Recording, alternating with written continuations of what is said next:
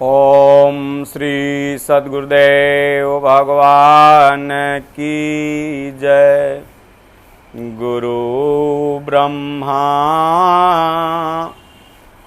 गुरु विष्णु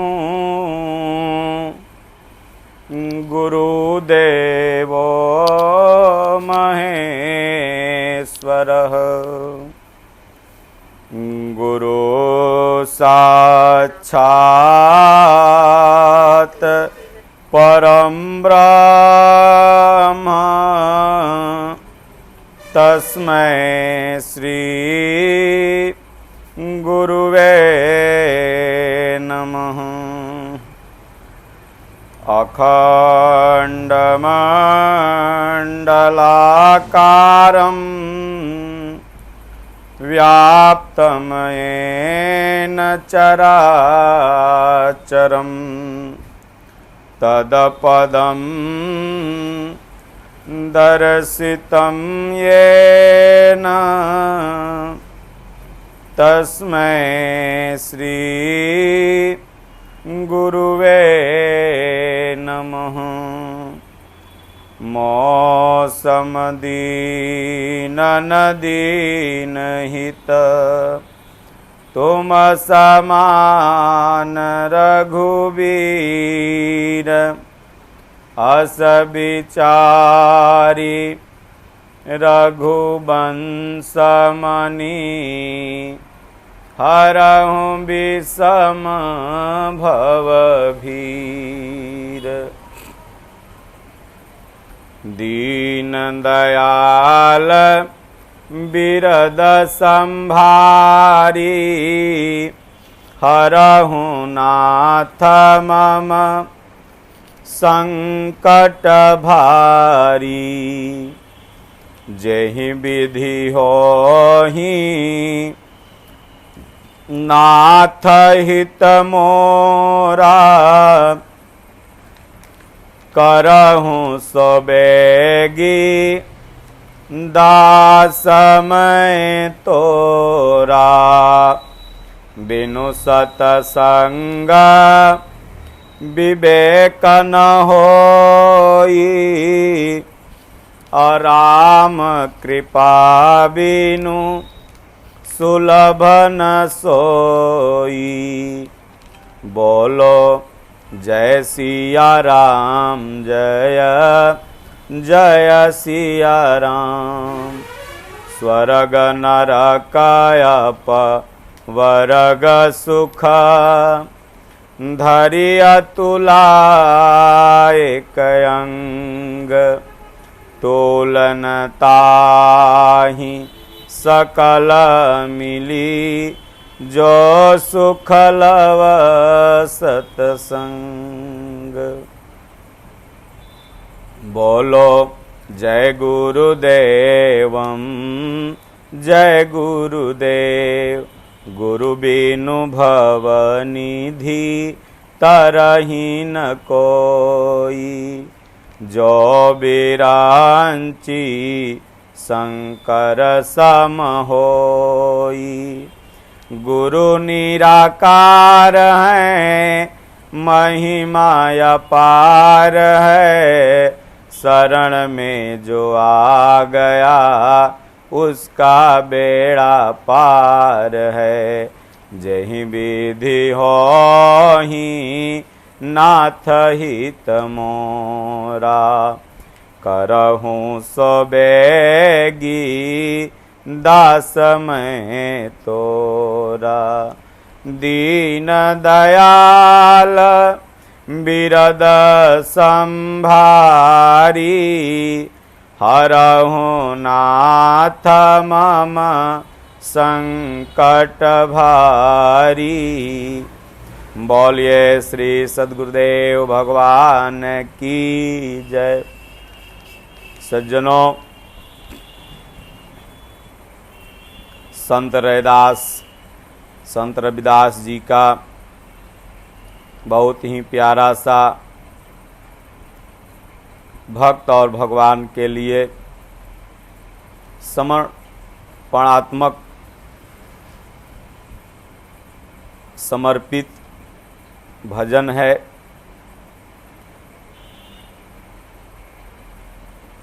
आज उसी का आप लोग श्रवण कर अर्थ समझेंगे। उसके पहले हम थोड़े ही शब्दों में चाहेंगे कि संत रविदास का जीवन आप समझ लें। संत रविदास एक ऐसे महापुरुष हुए जिनके नाम पर आज एक जाति रविदास बन गई।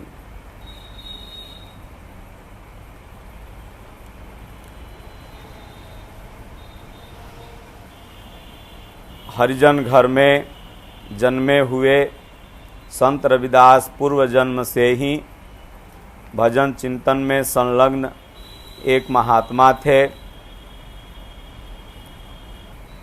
वो एक आश्रम में रहा करते थे।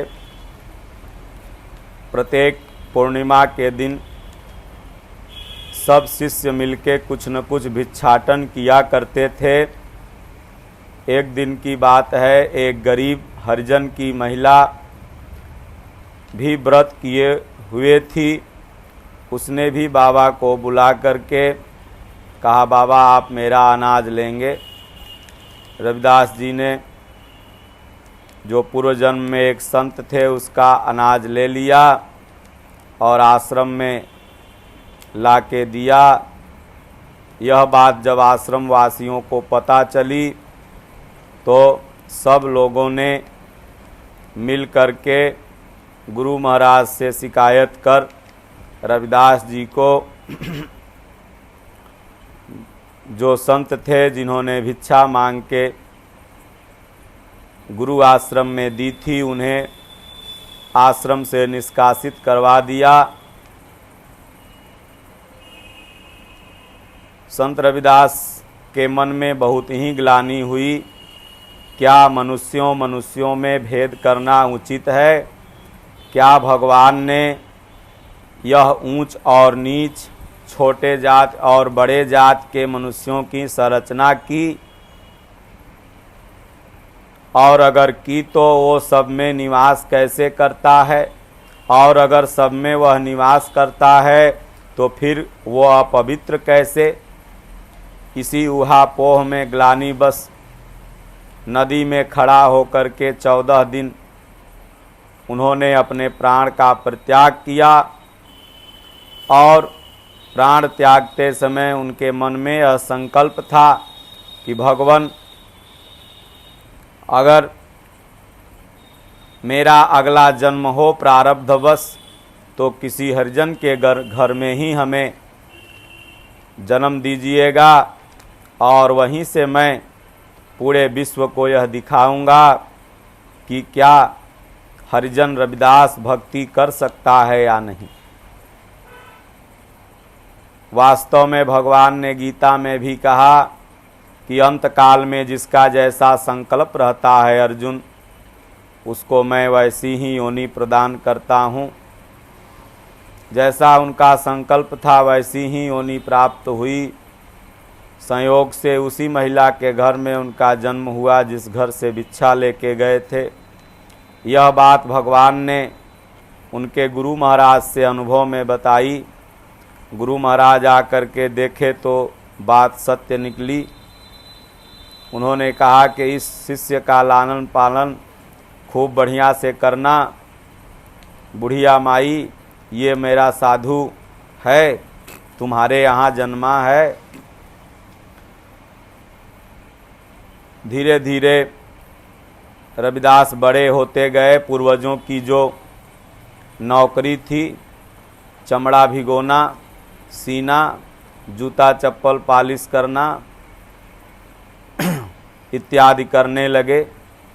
लेकिन वो तो उनके अंदर पूर्व जन्म का बीज था जो कभी नष्ट नहीं होता। भगवान ने भी गीता में कहा, नेहाभिक्रमो नाशोस्ति प्रत्यवायो न विद्यते स्वल्पम अपस्य धर्मस्य त्रायते महतो भयात्। वो संस्कार उनका चल रहा था पूर्व जन्म का, जो अपना भक्ति भी करते थे और परिवार पालन हेतु जो उन्हें विरासत में मिला था वह भी कार्य किया करते थे। बहुत दिन बीत गया, संयोग बस राणा सांगा एक यज्ञ करवा रहे थे। राजपूतों के सिरमौर्य थे। उस यज्ञ में बड़े बड़े ब्राह्मण, पूरी सभा, पूरा राज्य जा रहा था गंगा स्नान के लिए। रविदास जी रास्ते में वहीं अपनी दुकान लगा के बैठे थे। कोई जूता पालिश करवाता था तो कोई कहीं जूता फट जाता था तो उसको सिलवाता था। एक ब्राह्मण से संत रविदास ने कहा, ब्राह्मण देवता, गंगा माई को ये मेरा 1 आना पैसा चढ़ा दीजिएगा। हम लोग तो कभी तीर्थ व्रत कर नहीं पाते हैं, समय नहीं मिलता, लेकिन मैंने सुना है कि जिसका चून उसका पुण्य, यह मेरा संकल्प है, आप इसे चढ़ा देंगे तो हमें भी कुछ पुण्य मिलेगा। वो ब्राह्मण जो थे वह भी जाति पाति नहीं मानते थे। रविदास जी का पैसा लेकर के चल दिए। जब वहाँ पहुँचे सब लोग स्नान पूजा पाठ कर लिए, संकल्प करके जल वगैरह कलश में ले लिए। जब चलने लगे तो याद पड़ा वहीं सिक्का हाथ में जब टच हुआ, जेब में जब हाथ डाले तो वहीं से निकाल करके फेंके कि गंगिया माई, ये तुम्हारे भक्त रविदास ने कुछ चढ़ावा भेजा है, उसको स्वीकार करो। जैसे ही सिक्का पानी में गिरा, एक दमदमाता हुआ कंगन गंगा जी में छलाने लगा। आकाशवाणी हुई, कंगन ले जाओ, मेरे भक्त रविदास को दे देना। ब्राह्मण ने कंगन ले लिया। जब रास्ते में चला तो उसके मन में लोभ हो गया। उसने सोचा, यह कीमती कंगन यह हरिजन क्या करेगा, इसका महत्व क्या समझेगा। यह कंगन मैं राजा को भेंट करूंगा और राजा इससे खुश होकर के हमें बहुत सारा धन इनाम में देंगे। वह लेके आया, राणा सांगा को वह कंगन भेंट दिया और उस कंगन को उन्होंने माता मीरा के हाथ में पहना दिया।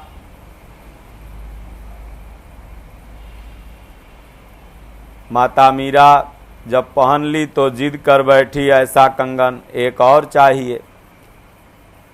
बड़े बड़े सुनार से, बड़े बड़े कारीगरों से उस कंगन को बनवाने का प्रयास किया गया, सेम वैसा दिखने वाला, लेकिन कोई नहीं बना पाया। तब राजा साहब ने कहा, भाई ऐसा ही कंगन चाहिए, तुम लोग एक और यज्ञ करो और गंगा जी को खुश करके ऐसा कंगन ले आओ। सब ब्राह्मणों ने मिलके यज्ञ किया।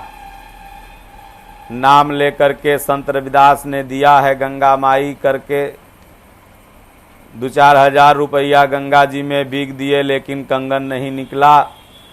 सब लोग निराश होकर के आए, देखे कि राजा साहब से सत्य बता देने में ही कल्याण है, नहीं तो फांसी निश्चित होगी हम लोगों की, क्योंकि राजकोष से बहुत सारा धन हम लोगों ने यज्ञ में खर्चा कर दिया है। सब लोगों ने आके बताया कि भगवान, अगला बार जो यह कंगन मिला था, यह हम लोगों के यज्ञ के प्रताप से नहीं, बल्कि जो वह मोची है, रविदास जो रास्ते में सबका जूता चप्पल सीते रहता है, उसने 1 आना पैसा दिया था गंगा जी को चढ़ाने के लिए, और वहीं हमने जब अगला बार चढ़ाया था तो कंगन मिला था। और इस बार हम लोगों ने झूठ बोला। इसके लिए जो भी सज़ा आप मनोनीत करेंगे उसका हम लोग स्वागत करेंगे, उसको स्वीकार करेंगे। राजा साहब जैसे ही सुने कि इतने बड़े महापुरुष मोची के रूप में हमारे राज्य में रह रहे हैं, हमने कई बार उनसे अपना जूता चप्पल ठीक करवाया है, पूरी प्रजा करवा रही है, हम लोग को पाप लगेगा, राजा साहब वहाँ दौड़े दौड़े गए, चरणों में गिर के प्रणाम किया। बोले भगवान, आप लोग अगर इतना छिप के रहेंगे तो हम जैसे अभागों को संत लाभ का दर्शन कैसे प्राप्त हो सकता है, संत की सेवा का सुअवसर कैसे मिल सकता है। क्षमा किया जाए, आप हमारे राज्य के सबसे बड़े धरोहर के रूप में हैं। तमाम स्तुति विनती करने लगे। पूरी जनता, पूरी प्रजा, पूरे उनके समाज के लोग सब अकबका गए कि अरे इस रविदास में, इस मोची में कितना बड़ा गुण है कि स्वयं राजा स्तुति कर रहे हैं, इसके यहाँ ठेंगुना टेक करके बैठे हुए हैं। उसके बाद राजा साहब ने कहा, भगवान ऐसा ही एक कंगन और चाहिए, मेरी पोती जिद कर बैठी है, आप अगर दे दें तो अच्छा रहेगा। उन्होंने वहीं कठौती में, जिस कठौती में चमड़ा भिगाया करते थे, हाथ डाला और निकाल के वैसा ही कंगन दे दिया। और उन्होंने कहा कि हे राजा साहब, मन चंगा तो कठौती में गंगा। अगर आपका मन निर्मल है, शुद्ध है, तो आपके लिए तालाब ही गंगा है। जैसा कि गीता में भी भगवान ने कहा कि अर्जुन, जो ब्राह्मणत्व की स्थिति को प्राप्त महापुरुष होते हैं, उनके लिए चांडाल, कुत्ता, हाथी, गाय, गंगा में कोई फर्क नहीं होता। उनकी दृष्टि समवर्ती होती है, समान होती है। वो हर जगह अपने परमात्मा को देखते हैं। गोस्वामी जी ने भी कहा कि स्वर्ग नरक अपवर्ग समाना, जहाँ तहाँ देख धरे धनुबाना। जहाँ भी गोस्वामी तुलसीदास जी की स्वर्ग में, नरक में, अपवर्ग में दृष्टि जाती थी, अपने ठाकुर जी को, प्रभु श्री रामचंद्र जी को धनुष बाण लिए हुए देखा करते थे। तो सज्जनों, रविदास जी को राजा साहब बहुत विनती प्रार्थना कर रविदास को अपना गुरु बनाए। और गुरु बनाने के बाद में फिर रविदास की महिमा पूरे क्षेत्र में फैल गई। और रविदास जी ने उसी पर बहुत सुंदर भजन यह लिखा था।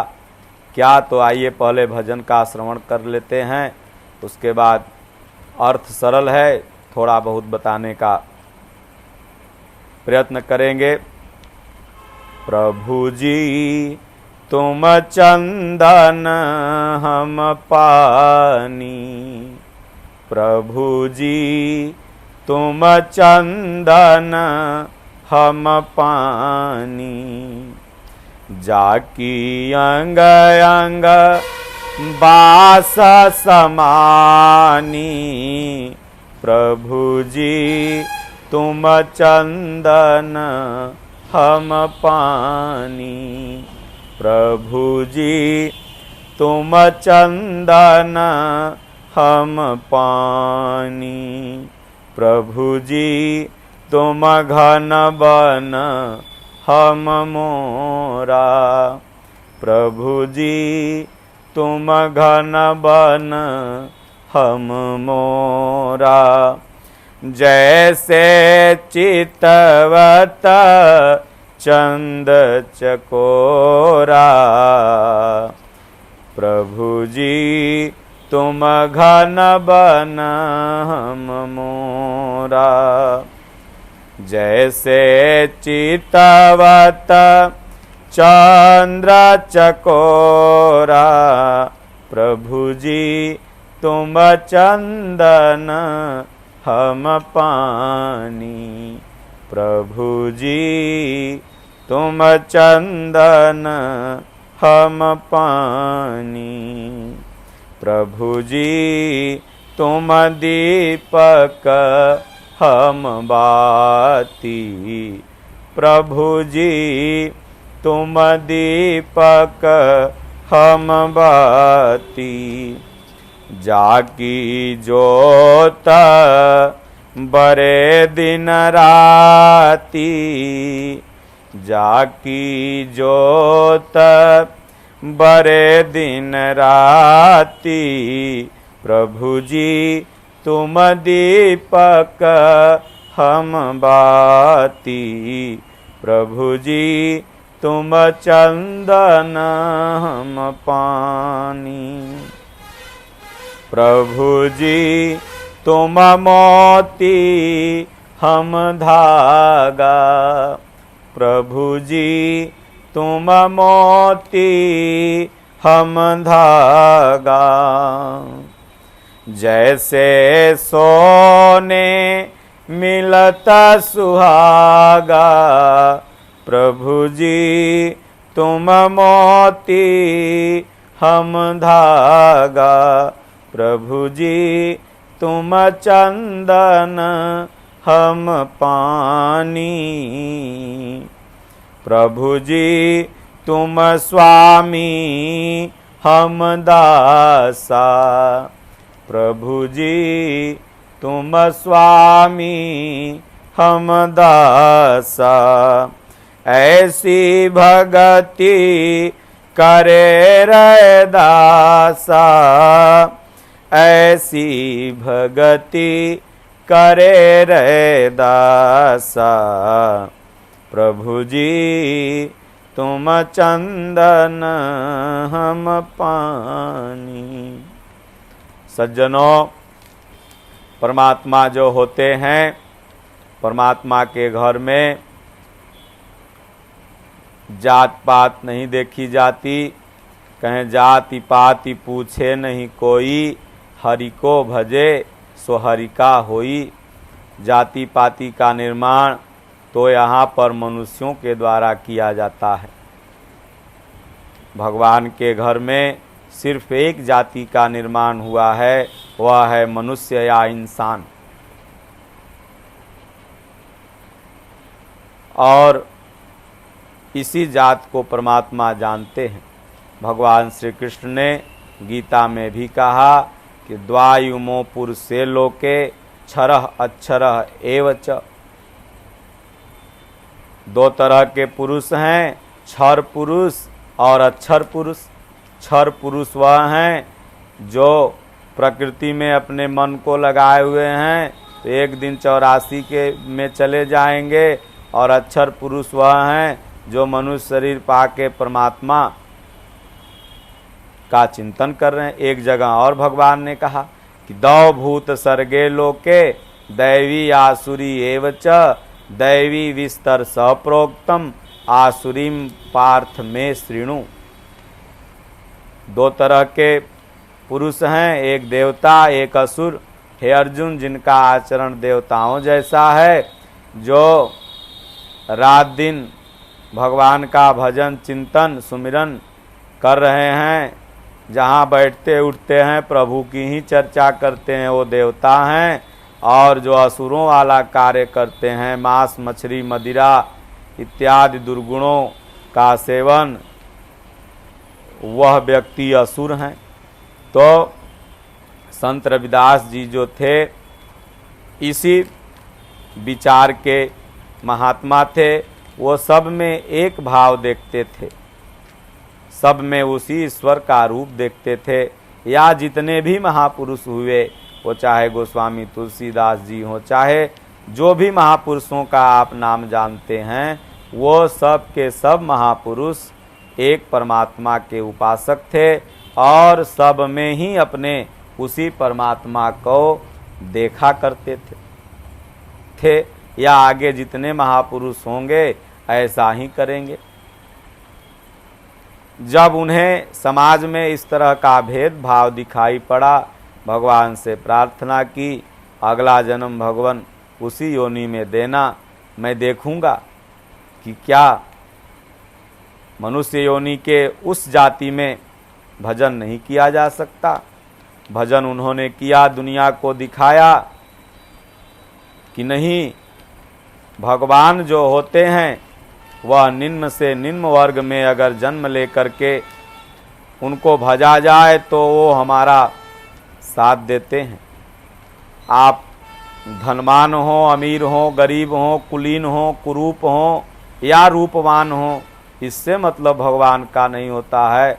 भगवान तो भाव अवश्य भगवान, सुख निधान करुणायन। तो उसी पर संत रविदास जी कह देते हैं कि हे भगवान, अगर आप चंदन हैं, प्रभु जी तुम चंदन हम पानी।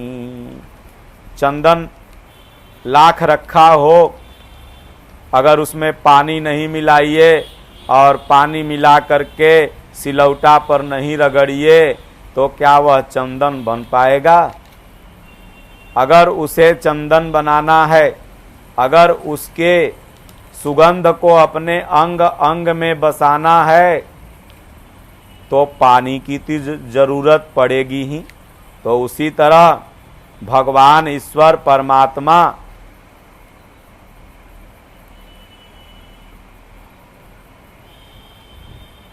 अगर हैं और भक्त नहीं है तो फिर उनका महत्व अधूरा है।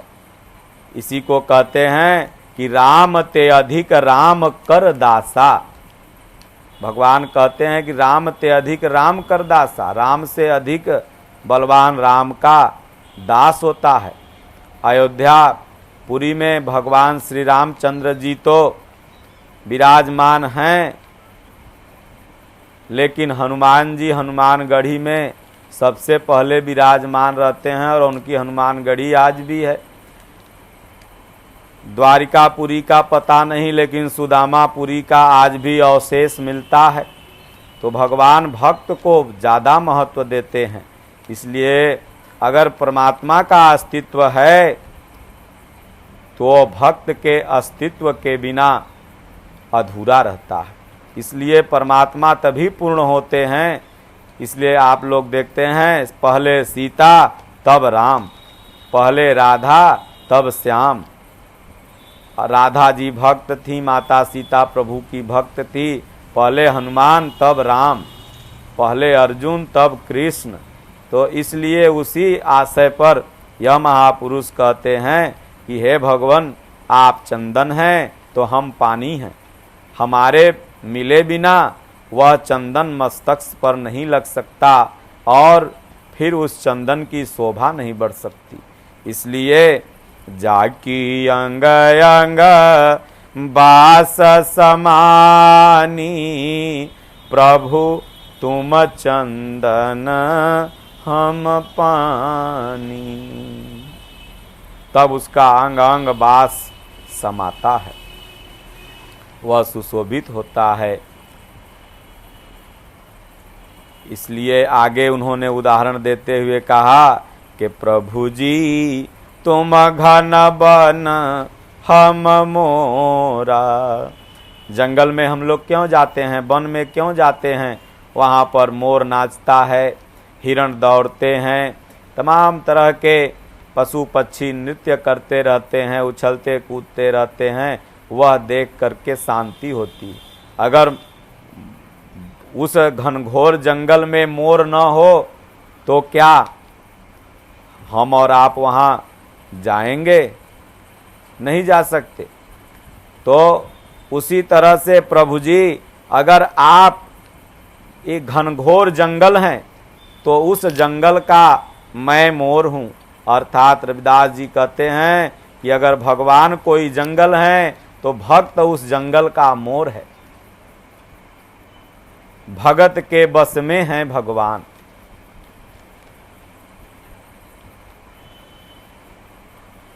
इसलिए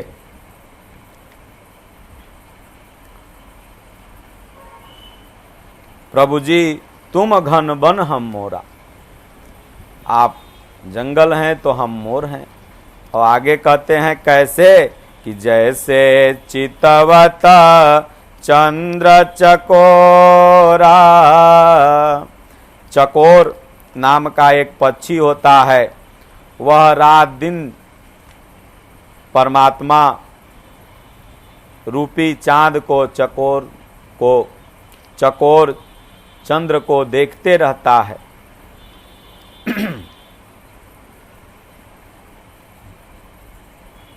भक्त भी वही होता है कि अपनी सूरत को, अपने मन को, अपनी मन की दृष्टि को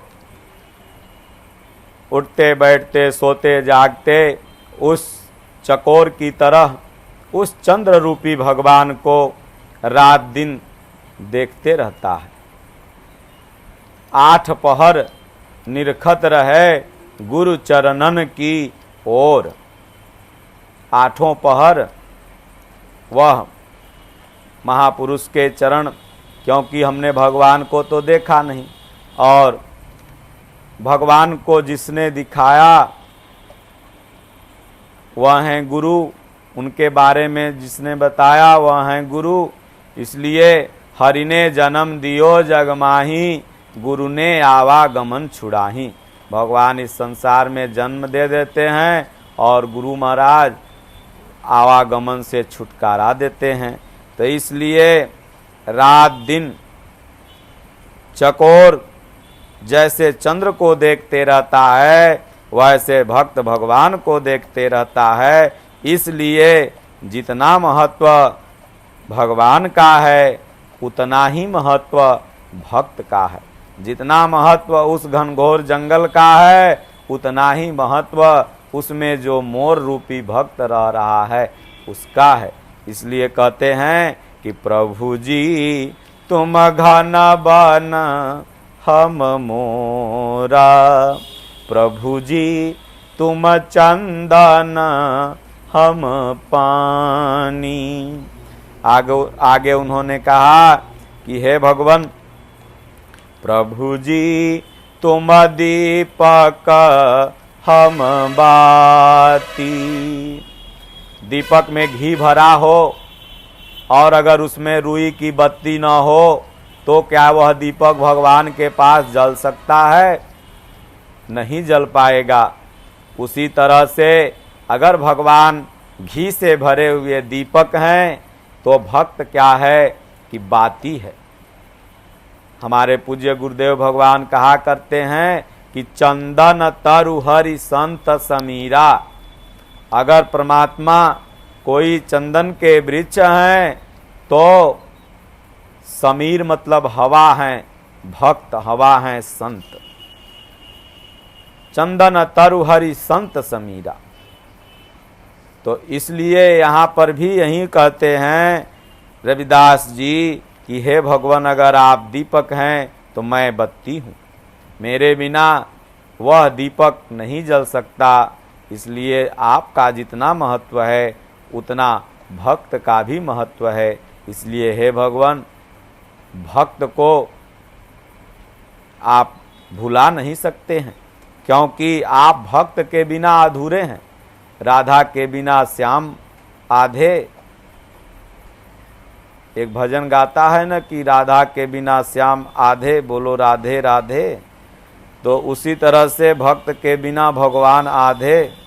तो कि प्रभु जी तुम दीपक हम बाती, जाकी जोत बरे दिन राती, प्रभु जी तुम दीपक हम बाती। आज तमाम चैनलों पर भागवत कथा होती है। भागवत कथा में क्या है? भक्त और भगवान की ही तो कथा है। फलाना भक्त ने ऐसे भक्ति किया तो भगवान ने उसे ऐसे दर्शन दिया। रामचरितमानस में क्या है? भक्त भगवान की ही तो कथा है। मैया सबरी ने ऐसे पुकारा तो भगवान ऐसे आए, विश्वामित्र ऋषि ने ऐसे पुकारा तो भगवान ऐसे आए। तो यही कहते हैं कि जाकी ज्योत बरे दिन राती। भक्त और भगवान की जो कथा रूपी ज्योत है वह दिन और रात बरते रहती है। अगर भक्त नहीं होता तो क्या केवल भगवान की कथा है कहीं पर? ऐसा कोई भी आप वेद पुराण बताइए, ऐसा कोई भी आप शास्त्र बताइए जिसमें केवल भगवान की कथा हो। अगर अर्जुन नहीं होता, अगर अर्जुन क्वेश्चन नहीं करता तो क्या भगवान गीता बता पाते? अगर अर्जुन को संदेह नहीं होता तो क्या उस संदेह को दूर करने के लिए प्रभु 700 श्लोक में गीता उसको पढ़ाते? नहीं पढ़ा पाते। रामचरितमानस भी आप देखिए, मैया पार्वती को अगर संदेह नहीं होता तो क्या भोलेनाथ जी रच महेश निज मानस राखा, पाय सुसमय शिवासन भाखा, तो क्या उस रामचरितमानस को सुनाते? तो इसलिए ये जगमग ज्योत जो जल रही है भक्त और भगवान की सहमति से, भक्त और भगवान के मेल से जल रही है। भक्त भगवान को प्रधानता देता है और भगवान भक्त को प्रधानता देते हैं। आप रामायण सीरियल में देखेंगे कि भोलेनाथ प्रभु श्री रामचंद्र जी को प्रधान मानते हैं और प्रभु श्री रामचंद्र जी भोलेनाथ को प्रधान मानते हैं। तो इसलिए कहते हैं कि हे भगवान, अगर यह ज्योत भक्त भगवान की दीपक और बाती की जल रही है तो यह दोनों की उपस्थिति में जल रही है। इसलिए प्रभु जी तुम दीपक हम बाती, जाकी ज्योति बरे दिन राती, प्रभु जी तुम चंदन हम पानी। आगे संत रविदास जी ने बहुत ही सुंदर प्रस्तुति की। उदाहरण देते हुए कहा, हे भगवान, प्रभु जी तुम मोती हम धागा। हे भगवान, अगर आप मोती हैं तो मैं धागा हूं। मोती का बहुत महत्व हो, लेकिन उसका कीमत तभी बनेगा जब धागा में वह पिरो करके सोनार के पास रखी जाएगी। अलग अलग दाने की मोती हो, अगर धागा में न हो तो क्या आप उसको लेंगे? या मोती टूट जाए, कुछ दाने उसके बिखर जाएं, तो आप उसको लेके सोनार के पास जाएं तो क्या आपको उचित कीमत देगा? तो इसलिए हे भगवान, अगर आप मोती हैं तो मैं धागा हूँ। मेरे बिना आपकी मोती का महत्व नहीं हो सकता। इसलिए प्रभु जी तुम मोती हम धागा, जैसे सोने मिलत सुहागा, प्रभु जी तुम मोती हम धागा। हे भगवान, जैसे सोना कितना भी कीमती क्यों न हो, अगर उसमें सुहागा रूपी धातु होता है, उस सोने को जब तपाया जाता है, सोनार लोग तपाते हैं तो उसमें थोड़ा थोड़ा लगाते हैं। तो उसी तरह से जैसे सोना बिना सुहागा के नहीं बन सकता, जैसे मोती बिना धागा की अपनी कीमत नहीं बढ़ा सकती, उसी तरह से भक्त के बिना भगवान भी अधूरे रहेंगे। तो आगे उन्होंने क्या कहा कि प्रभु जी तुम स्वामी हम दासा। हे भगवान, आप स्वामी हैं, आप महापुरुष हैं, आप परमात्मा हैं और मैं आपका दास हूँ। अगर दास न हो तो स्वामी कोई कैसे बन पाएगा? दास के बिना क्या कोई स्वामी बन सकता है? इसलिए हे भगवान, मैं दास हूँ तब तो आप स्वामी हो। इसलिए प्रभु जी तुम स्वामी हम दासा। नौकर के बिना क्या मालिक हो सकता है? अगर आपको कोई मालिक कहने वाला न हो तो क्या आप मालिक हो सकते हैं? अगर आपको कोई स्वामी कहने वाला न हो तो क्या आप स्वामी हो सकते हैं? अगर आपको कोई भगवान कहने वाला दास न हो तो क्या है भगवान आप भगवान हो सकते हैं? मंदिर हो और उसमें पुजारी ही न हो तो क्या उस मंदिर का महत्व है? मंदिर का महत्व तो तब है जब मंदिर हो और पुजारी हो। स्वामी का तब महत्व है जब दास हो। इसलिए कहते हैं हे भगवान, आप स्वामी हैं और मैं दासा हूँ। ऐसी भगति करे रे दासा, प्रभु जी तुम स्वामी हम दासा। हे भगवान, ऐसी भक्ति रविदास करता है, ऐसी समर्पणात्मक भक्ति अगर आपका महत्व है तो प्रभु मेरा भी आपकी कृपा से ही महत्व है। इसलिए हे भगवान, इस दास को भी लेते रहिए, अपने साथ अपने चरणों में लगाए रखिए, ताकि इस दास का भी बेड़ा पार हो जाए। अगर इस दास को आप यह समझ के छोड़ देंगे कि मैं तो पूर्ण हूँ, मैं स्वामी हूँ, अब मुझे क्या कोई कमी, तो भगवान आप दास के बिना स्वामी कभी नहीं बन पाएंगे। इसलिए प्रभु जी तुम स्वामी हम दासा, ऐसी भगति करे रविदासा, ऐसी भगति करे रविदासा। प्रभु जी तुम चंदन हम पानी, जाके अंग अंग बास समानी। प्रभु जी तुम चंदन हम पानी। भगवान आप चंदन हैं, मैं पानी हूँ, आप स्वामी हैं, मैं दास हूँ। इसलिए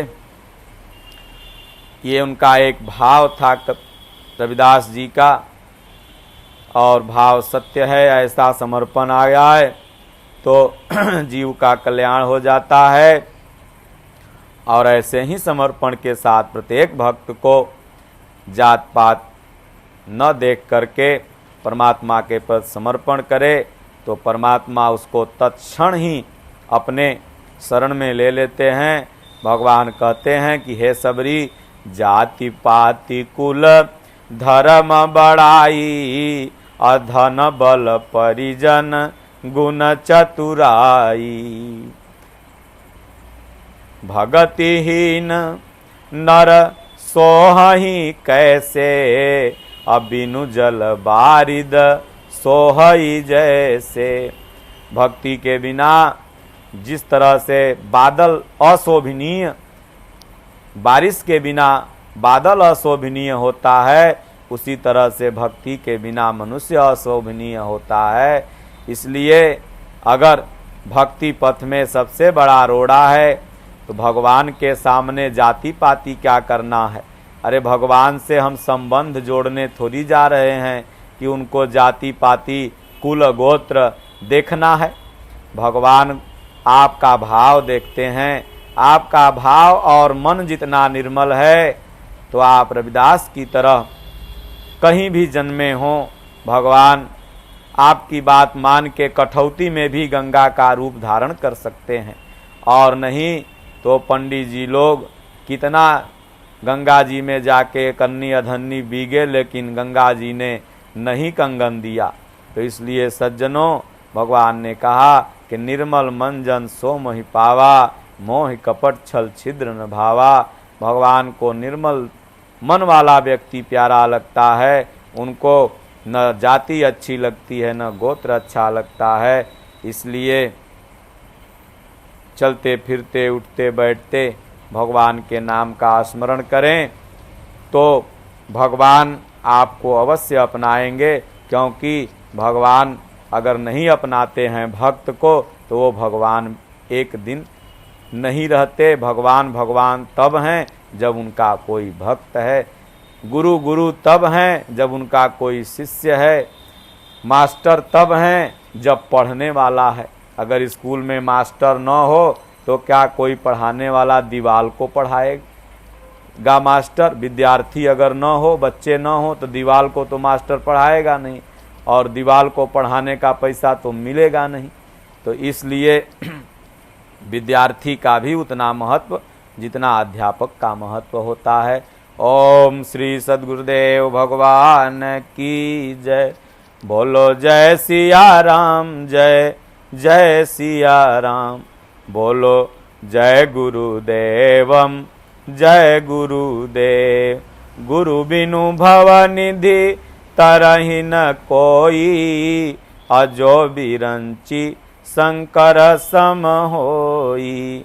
गुरु निराकार हैं, महिमा अपार है। शरण में जो आ गया उसका बेड़ा पार है। ओम श्री सद्गुरुदेव भगवान की जय। हरि ओम। शांति शांति शांति।